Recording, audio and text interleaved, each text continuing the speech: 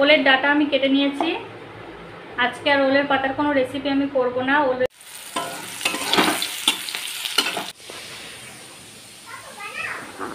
নমস্কার, কেমন আছেন সবাই? সঞ্চিতাস কুকিং স্টাইলের নতুন একটি রেসিপি ভিডিওতে সকলকে স্বাগত জানাই। আজকে হবে ওলের ডাটার রেসিপি। এই রেসিপিটি কিন্তু সম্পূর্ণ নিরামিষ একটি রেসিপি। অনেকেই আছেন যারা ওলের ডাটা খাননি বা ওলের ডাটা পছন্দ করেন না, তারা এই রেসিপিটা অবশ্যই একবার দেখুন আর এইভাবে ওলের ডাটা রান্না করে খান, দারুণ লাগবে। প্রথমে ওলের ডাটাটা কেটে নেব। আজকে কিন্তু এই যে ডাটাগুলো দিয়ে রান্না হবে, এই পাতাগুলো আমি আজকে ব্যবহার করব না। এই পাতাগুলো দিয়ে অন্য রেসিপি হয়। এই যে আমি ছাড়িয়ে নিয়েছি। এবার এরকম মাঝখান দিয়ে লম্বা করে কেটে নেব। তারপরে এরকম ছোট ছোট টুকরো করে নেব। টুকরো করে কেটে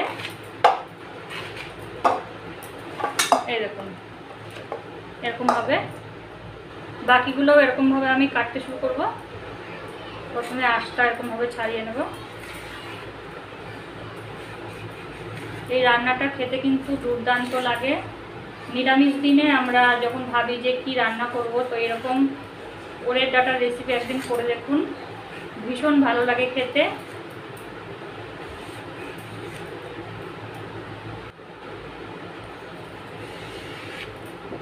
এই বাকিগুলো একই রকমভাবে কেটে নেব।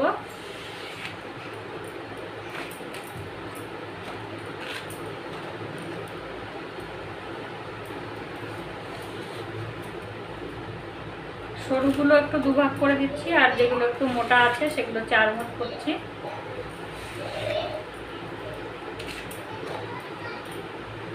ওলের ডাটা আমি কেটে নিয়েছি। আজকে আর ওলের পাতার কোনো রেসিপি আমি করব না। ওলের পাতা দিয়ে কিন্তু খুব মজার রেসিপি হয়। তো কাদের কাদের বাড়িতে এই ওলের পাতা দিয়ে খাওয়া হয়, তো সেটা কমেন্টে অবশ্যই জানান। ওলের ডাঁটাটা কাটা হয়ে গেছে। এর সাথে আমি কিছুটা আলু দেব। আলুটাও আমি কেটে নিয়েছি। আর একই সাথে এখানে বেশ অনেকগুলো কাঁচা লঙ্কা দেব। সব কিছু একটু ভালো করে ধুয়ে নিয়ে তারপরে আমি এটা সেদ্ধ করব। এই রান্নাটা কিন্তু সর্ষের তেলে করলেই ভীষণ ভালো লাগে খেতে, তাই সর্ষের তেল গরম করে নিয়ে দিয়ে দিয়েছি কালো জিরে ফোড়ন। ফোড়নটা একটু ভেজে নিয়ে তারপরে দিয়ে দিয়েছি এখানে পটলগুলো আমি একটু সরু করে লম্বা করে কেটে নিয়েছি। তারপরে এবার নুন আর হলুদ দিয়ে দিলাম। এবারে একটু ভালো করে সুন্দর করে ভেজে নেব। পটলটা কিন্তু হালকা ভাজলে ভালো লাগবে না, পটলটা একটু ভালো করে লাল লাল করে সুন্দর করে ভেজে নিতে হবে।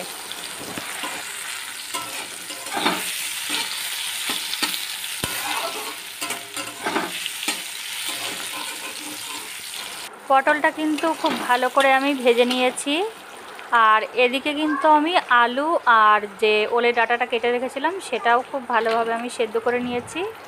দুটো মতো সিটি দিয়েছিলাম, তাতেই কিন্তু সুন্দর সেদ্ধ হয়ে গেছে। আমি অল্প কিছু কাঁচা লঙ্কা এর সাথে একই সাথে সেদ্ধ করেছি, আর বাকি কাঁচা লঙ্কাটা আমি মশলার সাথে দেবো। গ্যাসের আঁচটা কিন্তু আমি আর কমাবো না, বাড়ানোই থাকবে।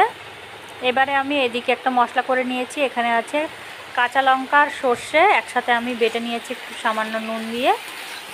সেই মশলাটা আমি এবার এখানে দিয়ে দেব।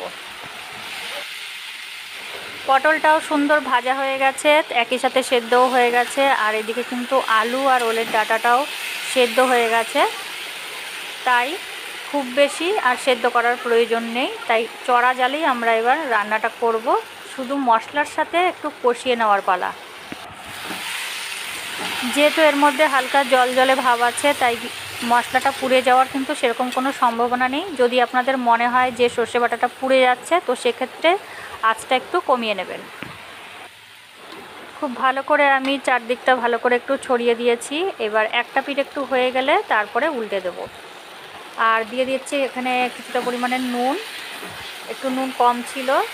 আমি কিন্তু আলু আর ওলের ডাঁটা সেদ্ধর সময় নুন দিয়েছিলাম, তাই সেই পরিমাণটা বুঝেই একটু নুনটা দিতে হবে। নেড়েচেড়ে একটু নুনটা মিশিয়ে নিচ্ছি। এবারে আমি এর মধ্যে দিয়ে দেবো সামান্য পরিমাণে একটু চিনি।